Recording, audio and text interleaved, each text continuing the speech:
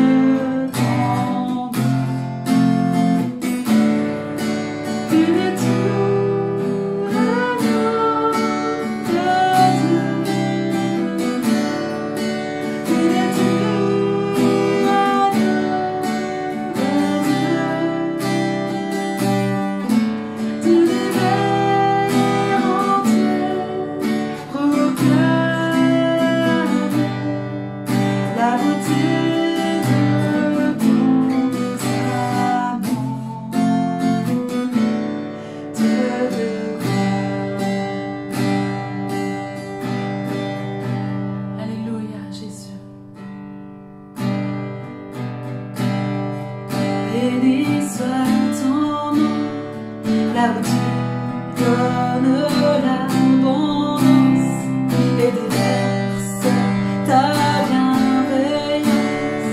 Béni soit ton nom.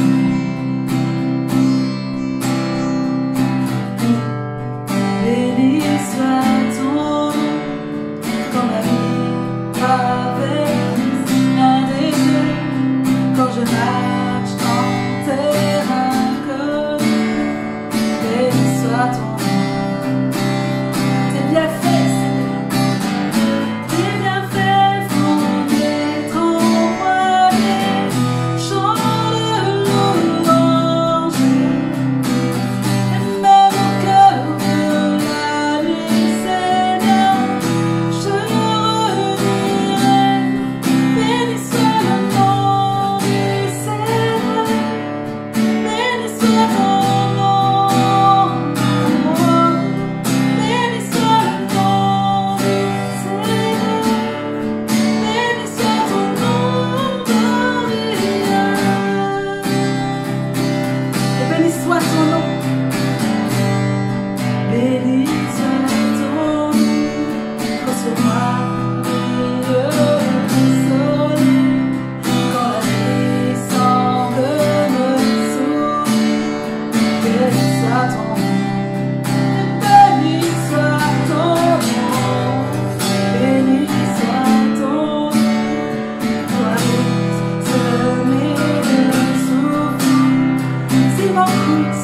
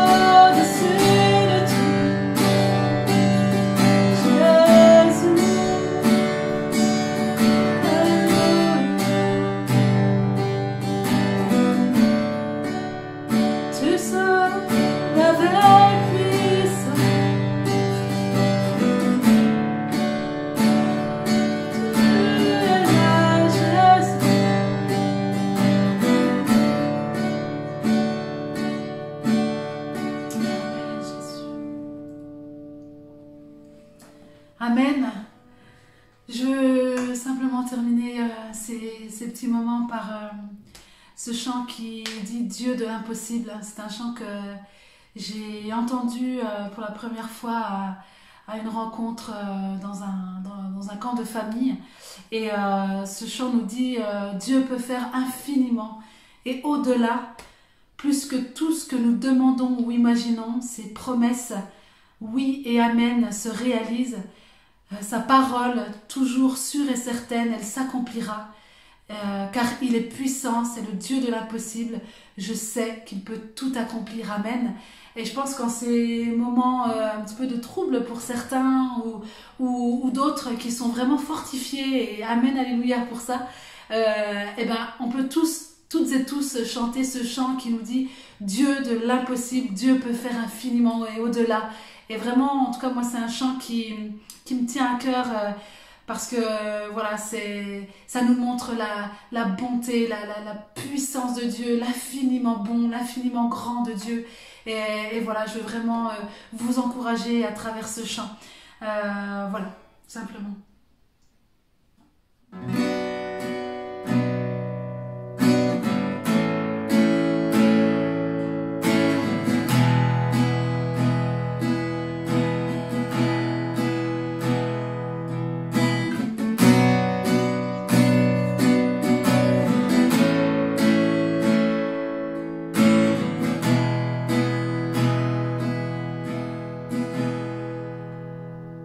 Dieu peut faire infiniment et au-delà.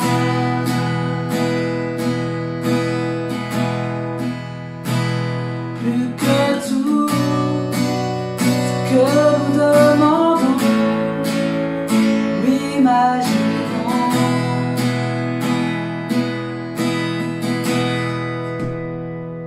Ses promesses,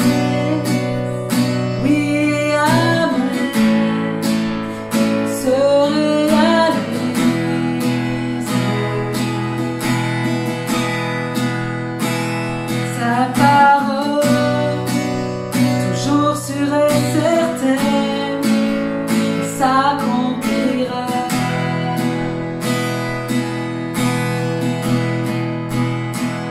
Car il est puissant, oh, Dieu est puissant, car il est puissant, car il est puissant.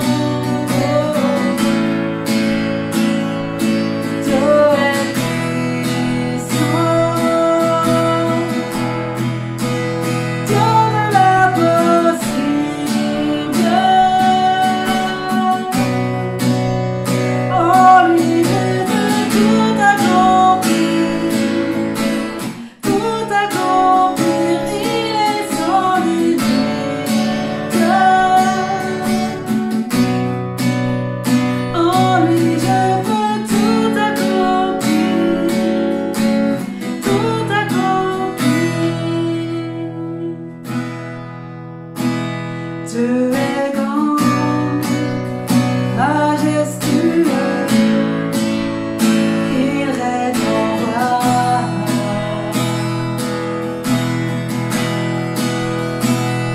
Il ordonne, calme les tempêtes, il a tout pouvoir.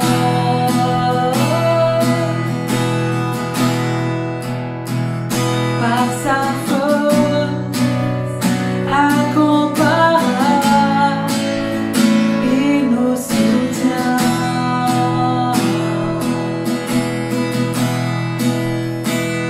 À savoir, tout ce qui était mort vient à la vie.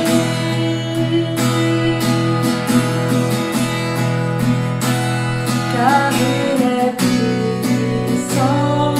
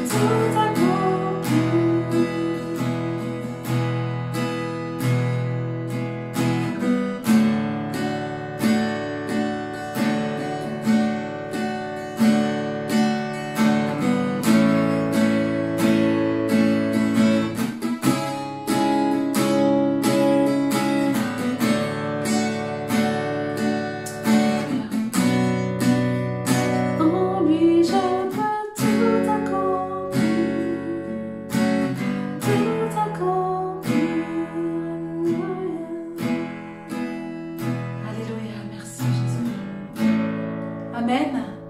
Voilà, soyez encouragés. Le Dieu que nous servons est un Dieu sans limite. Alléluia, soyez bénis, chers frères et sœurs. Amen. Merci Lydie pour ce temps de louange et d'adoration, que nos cœurs puissent être renouvelés, touchés et impactés par la puissance du Saint-Esprit. Prenons maintenant quelques instants, chers frères et sœurs, pour prier et intercéder. Prier et intercéder pour les différents sujets de prière qui vont être projetés à l'écran. Simplement, ne regardez peut-être pas forcément toujours l'écran. Notez peut-être simplement dans le creux de votre cœur quelques sujets et commencez à réclamer toute la grâce et l'intervention du Seigneur pour les différents sujets. La parole de Dieu nous invite à veiller et à prier. Veiller et à prier pour son œuvre, pour l'Église, pour les ministères, pour ceux qui servent dans l'Église d'une manière ou d'une autre. Veillons et prions les uns pour les autres, pour ceux qui sont malades, pour ceux qui sont peut-être dans la difficulté. Vous avez sûrement dans votre entourage des amis, des voisins, des collègues de travail qui ont besoin de l'intervention de Dieu dans leur vie. Alors prions ensemble quelques instants. Inclinons nos têtes et demandons au Seigneur toute sa grâce. Père, je te loue, je te bénis parce que je sais que tu es là et que tu entends nos prières. Tu as dit dans ta parole, demandez et vous recevrez. Alors Seigneur, sur ta parole, je te demande d'intervenir pour les différents sujets de prière qui vont être projetés ce soir. Ceux, Seigneur mon Dieu, qui sont listés, mais je crois que tu veux aussi intervenir et que tu veux inspirer par ton esprit ce pour qui tu souhaites que nous puissions intercéder. Alors que dans ces temps, tu puisses manifester toute ta gloire et étendre ta bonne main sur chacun de tes enfants, que ton nom soit glorifié. Amen.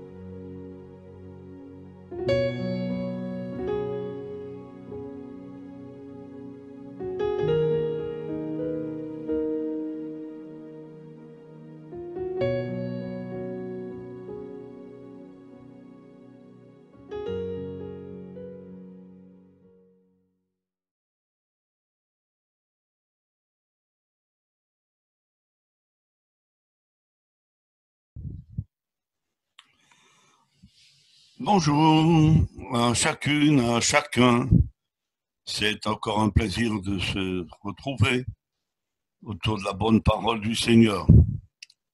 Nous arrivons à la fin de notre étude et également au deuxième volet de la vie de l'esprit. Alors nous allons commencer par une lecture, peut-être un peu longue, dans l'Épître aux Galates au chapitre 5, verset 16 jusqu'au verset 25. C'est l'apôtre Paul qui dit « Je dis donc, marchez selon l'esprit, et vous n'accomplirez pas les désirs de la chair. Car la chair a des désirs contraires à ceux de l'esprit, et ceux de l'esprit en a de contraires à ceux de la chair.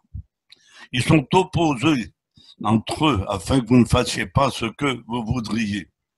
Si vous êtes conduit par l'esprit, vous n'êtes point sous la loi. Or, les œuvres de la chair sont manifestes. Ce sont l'impudicité, l'impureté, la dissolution, l'idolâtrie, la magie, les inimités, les querelles, les jalousies, les animosités, les disputes, les divisions, les sectes, l'envie, l'ivrognerie, les excès de table et les choses semblables. Et je vous dis d'avance, comme je l'ai déjà dit, que ceux qui commettent de telles choses n'hériteront point le royaume de Dieu. Puis au verset 22, mais le fruit de l'esprit, c'est l'amour, la joie, la paix, la patience, la bonté, la bénignité, la fidélité, la douceur, la tempérance. La loi n'est pas contre ces choses. Ceux qui sont à Jésus-Christ ont crucifié la chair avec ses passions et ses désirs. Si nous vivons par l'esprit, marchons aussi selon l'esprit. Alors, la dernière fois, nous avons mis en relief 4 maîtres mots. Je pense que vous vous en souvenez. Aujourd'hui, ce sont 3 pensées, 3 maîtres pensées que nous allons voir. Au verset 16, nous avons lu « marcher selon l'esprit et non selon la chair ». Au verset 18, « être conduit par l'esprit ». Et au verset 25, « vivre par l'esprit ». Alors nous allons commencer avec le premier, marcher selon l'esprit et non selon la chair. Dans le contexte de ce chapitre, il s'agit bien du combat contre la chair. Paul met en opposition les œuvres de la chair et le fruit de l'esprit. Il dit ils sont opposés entre eux. Après avoir énuméré les œuvres de la chair, il présente le fruit de l'esprit et commence par « mais le fruit ». Ce mais est significatif. C'est aussi pour cela que je dis en opposition. Avec une explication au verset 17, afin que vous ne fassiez pas ce que vous voudriez.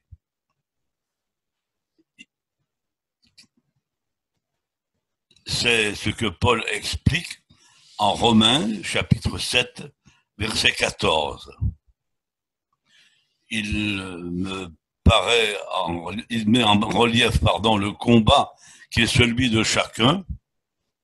Il est si facile de se reconnaître.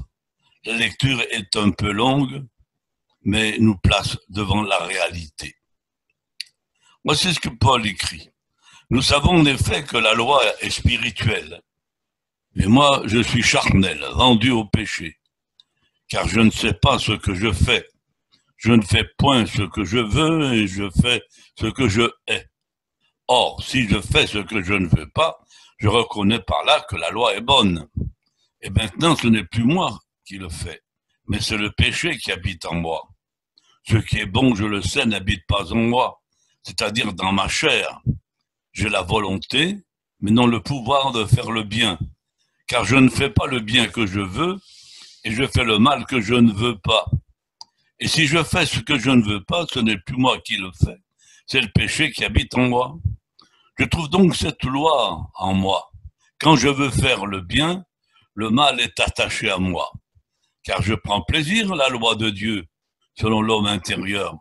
Mais je vois dans mes membres une autre loi qui lutte contre la loi de bon entendement et qui me rend captif de la loi du péché qui est dans mes membres. Misérable que je suis, qui me délivrera du corps de cette mort? qui ne se retrouve pas dans ce combat? J'ai parfois, en ce qui me concerne, l'impression qu'il y a deux personnages en moi qui sont sur une plateforme, sur un ring. Il y a l'homme nouveau qui veut faire ce que je veux, c'est-à-dire le bien, puis le vieil homme qui, en parenthèse, n'est pas tout à fait mort, qui veut faire ce que je ne veux pas, c'est-à-dire le mal. La victoire dans ce combat, je crois qu'elle appartient à celui qui, au plus profond de son cœur, s'écrie « Misérable que je suis ». Nous sentons là l'âpreté du combat. Mais il pourra dire après, comme au verset 25, « Grâce soit rendue à Dieu par Jésus-Christ, notre Seigneur ». Mais s'il n'est pas passé par ce stade de comprendre sa misère, sa faiblesse, il lui sera difficile de triompher par lui-même. C'est seulement en reconnaissant son état, son impossibilité d'être vainqueur par lui-même, c'est-à-dire par sa chair, alors il s'écrie misérable. Et c'est là qu'intervient toute l'action du Saint-Esprit qui lui fait rendre grâce à Dieu par Jésus-Christ notre Seigneur. Une petite analyse, quelques pensées dans ce passage de Romains 7, du verset 14 au verset 25. Nous ne ferons pas la lecture, mais nous allons retenir ces pensées. J'ai remarqué qu'il y a 13 fois le mot péché. Il y a 14 fois le moi, 18 fois le je et 0 fois le diable. Il s'agit donc bien du combat de la chair avec ses œuvres. Je signale l'absence du diable dans ce passage. Je dis bien dans ce passage, parce qu'on en entend parfois devant certaines chutes, devant certaines défaites, devant certains échecs. C'est un coup du diable. C'est possible, c'est vrai. Mais c'est ainsi que nous nous déculpabilisons et au lieu d'être pécheurs, nous devenons victimes. Au lieu de pouvoir confesser notre défaite, eh bien, nous nous présentons comme des victimes. Ce constat sur l'importance de notre chair ne supprime pas l'action du diable. Il n'est pas appelé le tentateur pour rien. Nous en avons déjà parlé. Je ne l'élimine pas de notre combat, même de notre combat journalier. Mais Jacques nous dit aussi, en 1,14, « Chacun est tenté quand il est attiré et amorcé par sa propre convoitise. Puis la convoitise, lorsqu'elle a conçu, enfante le péché, et le péché étant consommé, produit la mort. » En désignant tout à l'heure le moi et le je, cela me fait penser à cette parole de Jean-Baptiste en parlant de Jésus en Jean 3,30. « Il faut qu'il croisse et que je diminue. » Il y a là aussi des moments de déception, tout simplement, parce que nous prenons cette parole dans le mauvais sens. Nous essayons de diminuer pour qu'il grandisse en nous. Non. Laissons Jésus grandir en nous, prendre la place que nous lui laissons, et il y en aura moins pour nous. La chair, c'est moi. Ce sont mes pensées, c'est mon cœur qui est source du mal. Matthieu 15, 19, c'est du cœur que viennent les mauvaises pensées, les meurtres, les adultères, les impudicités, les vols, les faux témoignages, les calomnies. Et puis c'est aussi mon corps avec ses désirs, ses pulsions. C'est également mon caractère. Il est dommage de constater que le caractère n'est pas toujours passé par la conversion. Verset 16 marcher selon l'esprit. Présenté ainsi dans la version seconde, nous nous trouvons devant un impératif, marcher. En lisant d'autres versions, cela nous est plutôt présenté comme une exhortation. Écoutez, laissez-vous mener par le Saint-Esprit. Laissez l'Esprit conduire votre vie. Je reviens à marcher, cela fait « il faut ».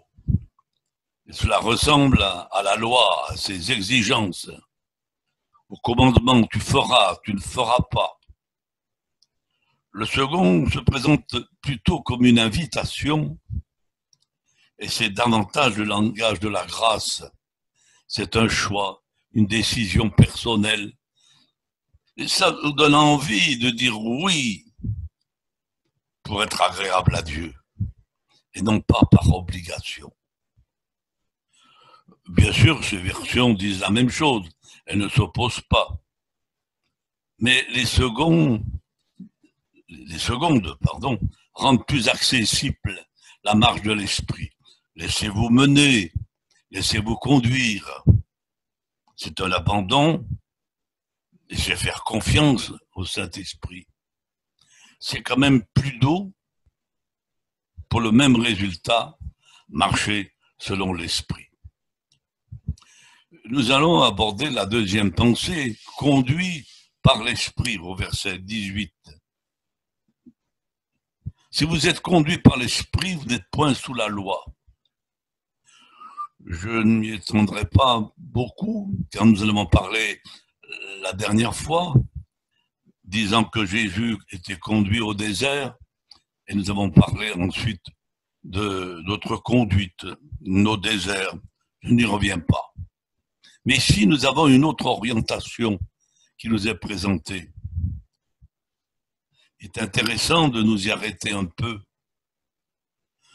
Je trouve que trop de chrétiens vivent sous la loi.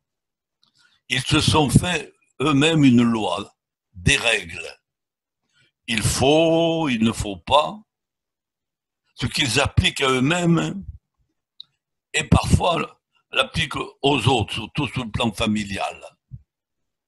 Lisons Colossiens 2:20. Si vous êtes morts avec Christ au rudiment du monde, pourquoi, comme si vous viviez dans le monde, vous imposons des préceptes? Ne prends pas, ne goûte pas, ne touche pas. Préceptes qui tous deviennent pernicieux par l'abus et qui ne sont fondés que sur les ordonnances et les doctrines des hommes. Ils ont, à la vérité, une apparence de sagesse. Et en ce qu'ils indiquent un culte volontaire de l'humilité et le mépris du corps, mais ils sont sans aucun mérite et contribuent à la satisfaction de la chair. Voilà, là ce sont des gens qui n'ont pas compris l'engagement volontaire de la vie chrétienne.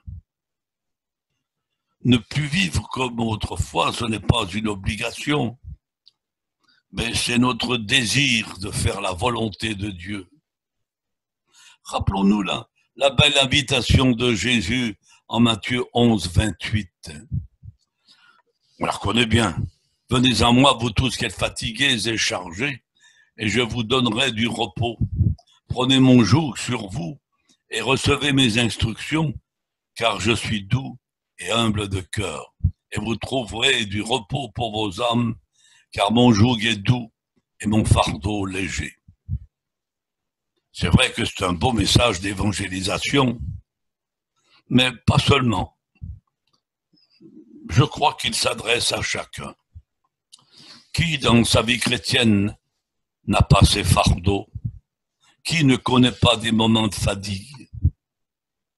N'est-ce pas à nous aussi que Jésus dit « Viens à moi et je te donnerai du repos ». Remarquons que Jésus ne nous met pas le joug. Nous le prenons nous-mêmes. Et ça, le volontariat, c'est le secret d'une vie triomphante, le volontariat. Jésus dit, prenez sur vous. C'est nous qui le prenons, qui le mettons. Et puis, prenez sur vous, ça veut dire également, ne le mettez pas sur les autres. Je dirais également, j'ajouterais, Jésus dit, mon joug est doux et mon fardeau léger. Ce n'est pas toujours le regard sur la vie chrétienne. Bien touchant, des gens touchés par le message de l'Évangile n'osent pas s'engager à cause du joug ou parce qu'on ne leur a pas présenté un joug doux et léger. Même hélas, des chrétiens engagés vivent avec un joug qu'ils ont alourdi. Le joug, bien sûr, aujourd'hui, ça dépasse un peu, on ne connaît pas.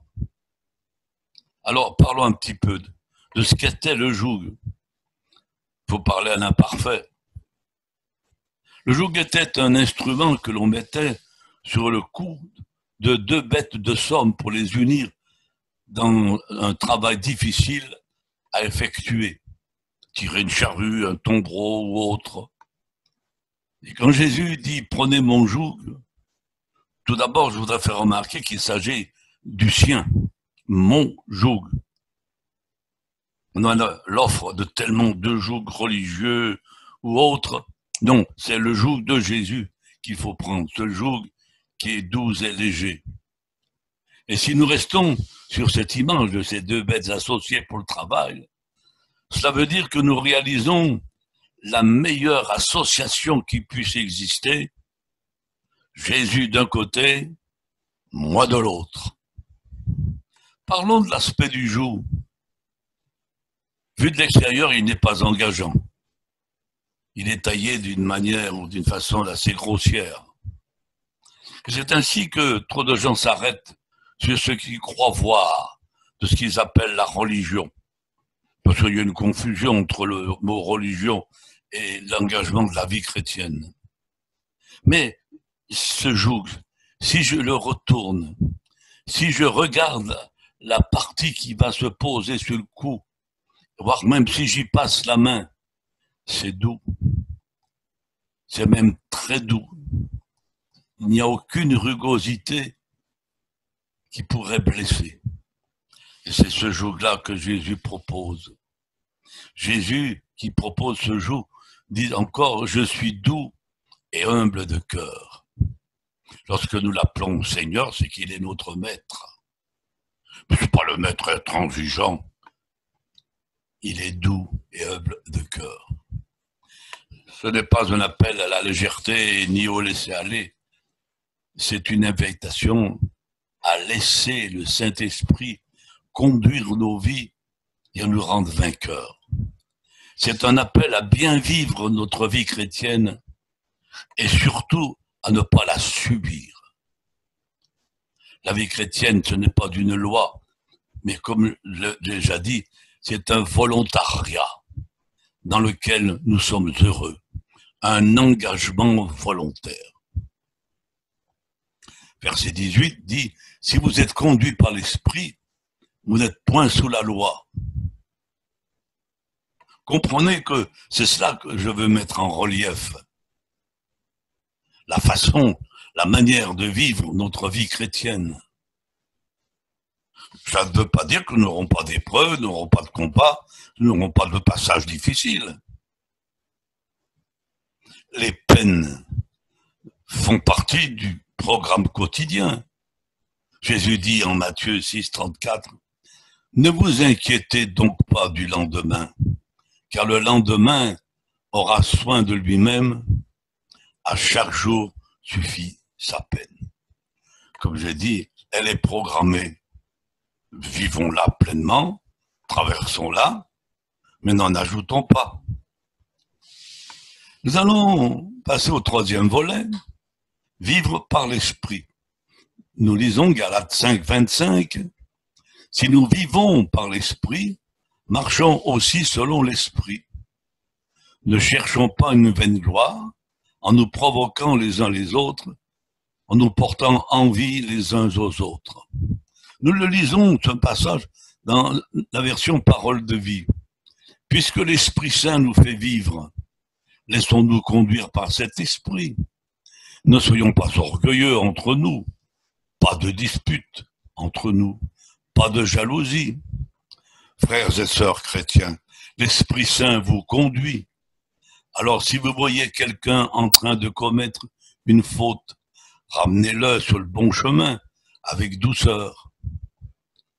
Cette marche par l'Esprit, il faut la voir dans son contexte. Elle est directement liée à notre comportement dans la vie de l'Église, c'est-à-dire dans la communion fraternelle. La fin du verset 25 s'enchaîne avec le verset 26. On ne peut pas les séparer.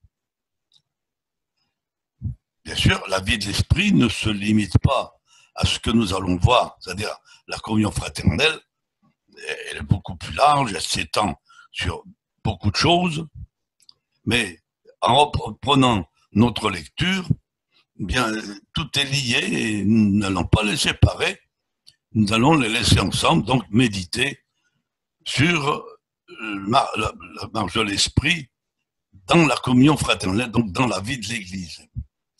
Et tout ça, c'est l'expression du fruit de l'Esprit. Alors, nous allons seulement le survoler et d'abord le relire, mais le fruit de l'Esprit, c'est l'amour, c'est la joie, c'est la paix, c'est la patience, c'est la bonté, c'est la bénignité, c'est la fidélité, c'est la douceur, c'est la tempérance. C'est donc le fruit de l'Esprit mis en pratique dans la vie de l'Église, et il n'y a que le Saint-Esprit qui peut nous faire vivre son fruit.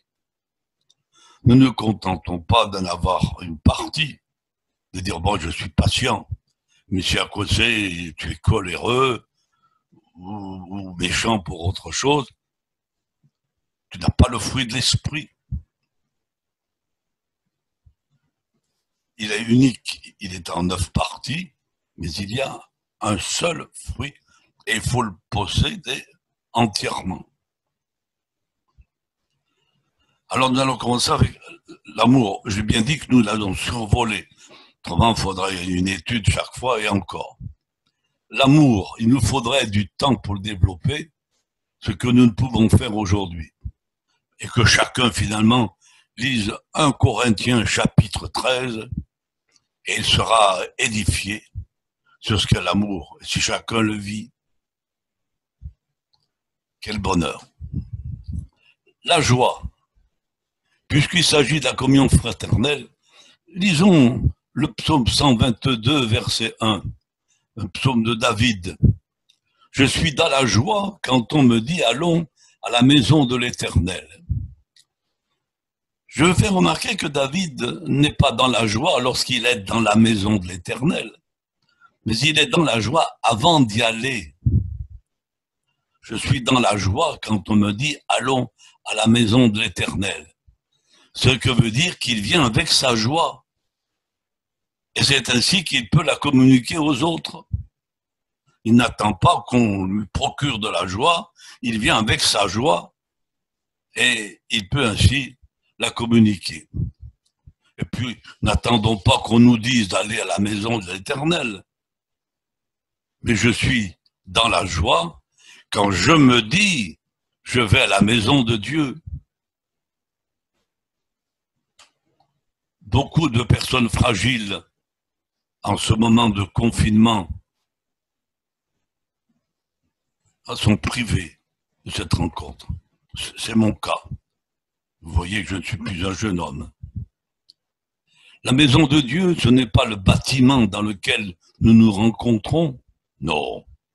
La maison de Dieu, c'est le rassemblement des chrétiens. Et ceci est vrai pour les mots église et temple.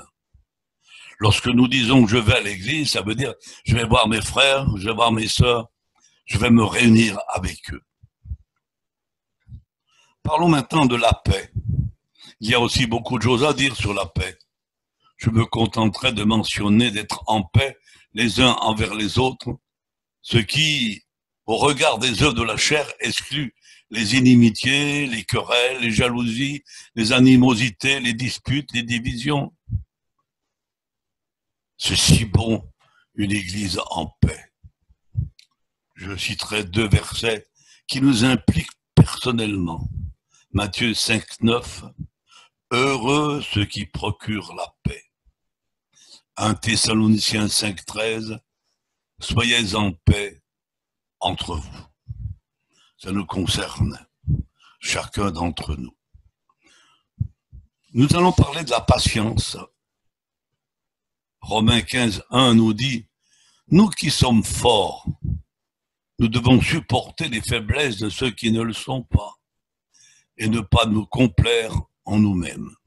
Puis 1 Thessaloniciens 5,13, consoler ceux qui sont abattus, supporter les faibles, user de patience envers tous. 2 mots qui sont forts et je ne vais pas les développer, mais ils parlent d'eux-mêmes. Supporter et user. Patient jusqu'à l'usure. Il y a de quoi calmer notre bouillonnement intérieur. Mais ne nous usons pas trop rapidement. La bonté, ou une version traduite, le bon caractère. J'ai cherché la définition dans le dictionnaire. Qualité de quelqu'un qui est bon.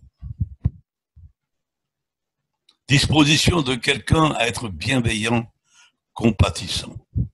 C'est simple, intéressant, évident.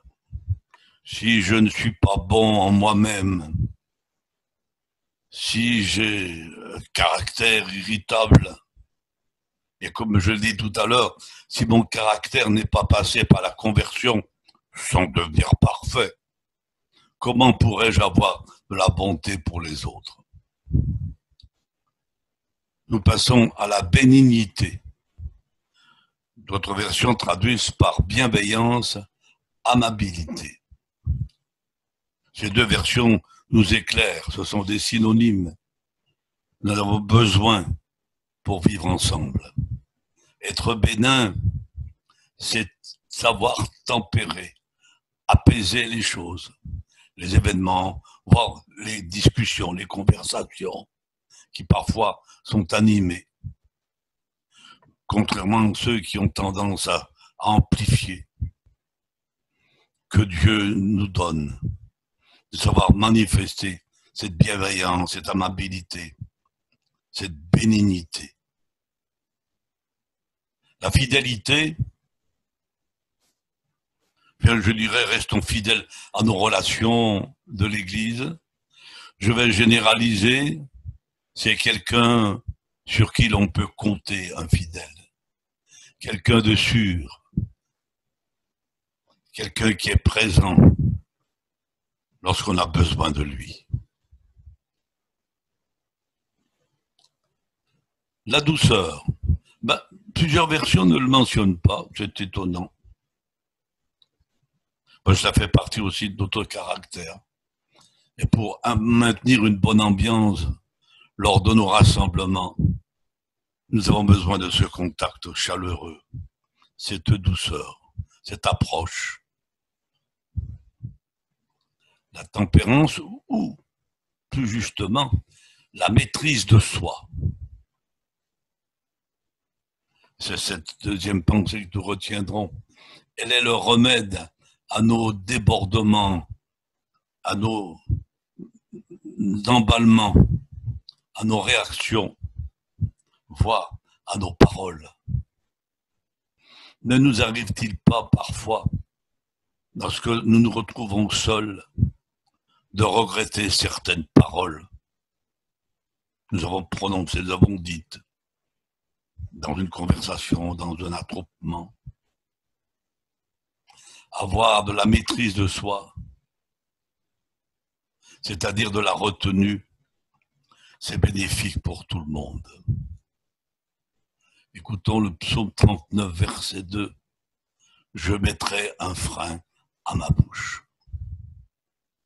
Voilà, on a fait le tour de ce fruit d'esprit que nous pourrions vivre ensemble dans l'Église. Ce serait la vie de l'esprit. Ça en fait partie. On attend toujours des choses grandioses, la vie de l'esprit, des choses extraordinaires. Eh bien, commençons par cela. Vivre le fruit de l'esprit. Je rappelle que ce verset est une seule phrase. Les versets ont été composés par la suite. Au départ, ce sont des écrits, des lettres.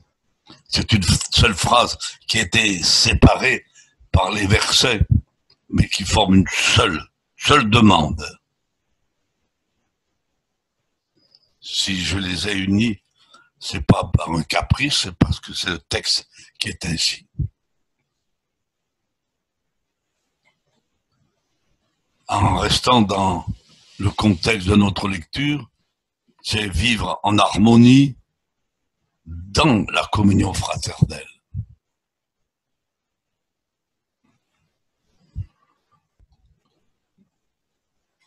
Je terminerai avec ce pensée. Si nous vivons par l'esprit, marchons aussi selon l'esprit, ne cherchons pas une vaine gloire en nous provoquant les uns les autres, en nous portant envie les uns aux autres. Ne partageons pas ce passage, laissons-le en un seul et vivons-le. Voilà. J'espère que cette étude aura été bénéfique à plusieurs. C'est ma prière. Que Dieu vous bénisse. Merci au pasteur Maurice Poncet pour ce temps de partage, d'étude de la parole de Dieu. Quelle richesse et quel approfondissement pour chacun et chacune d'entre nous. Je vous donne rendez-vous dimanche prochain dès 9h45 et pour un temps de salutations fraternelles au travers du chat. N'hésitez pas dans ces moments-là de pouvoir vous saluer fraternellement, de vous encourager, de vous partager des textes bibliques d'encouragement. Que Dieu vous bénisse, bonne semaine à chacun et à chacune d'entre vous et à très bientôt.